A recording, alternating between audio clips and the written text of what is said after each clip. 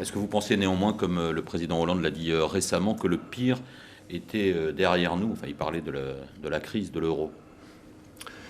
Non. Je crois, et j'essaie d'être objectif malgré mes origines européennes, je crois que l'Europe est en train d'entamer le chemin de la sortie de la crise. Donc vous êtes un peu moins optimiste que le président Hollande. Il y a encore beaucoup à faire, même si, disons depuis 6 mois, il y a un certain nombre de décisions qui ont été prises, qui à mon avis vont dans le bon sens, que le reste du monde d'ailleurs a interprété plutôt positivement comme une volonté politique des Européens de faire ce qu'il fallait pour consolider la zone euro.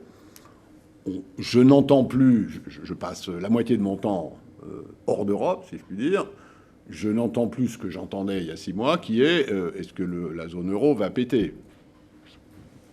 Question. Je n'entends plus cette question. Je pense que maintenant, le message qui a été donné, notamment au marché, est que les Européens sont décidés à s'en sortir, à faire ce qu'il fallait sur le plan de redressement des finances publiques, de la compétitivité là où il y a un problème. Est-ce que vous n'entendez pas une inquiétude maintenant, en parlant de l'Europe, enfin, de cette austérité, de cette croissance à zéro pratiquement, même de cette décroissance? Est-ce que c'est pas ça l'inquiétude que vous entendez quand vous n'êtes pas en Europe? J'ai une vraie grogne sociale des peuples. Hein. Bien sûr, bien sûr. Mais si vous voulez, le reste du monde s'est accoutumé à l'idée que la croissance européenne des 5 prochaines années serait plate. Hein? Et d'ailleurs, encore une fois, la question, celle-là, elle est réglée, si je puis dire. C'est déjà dans les tuyaux.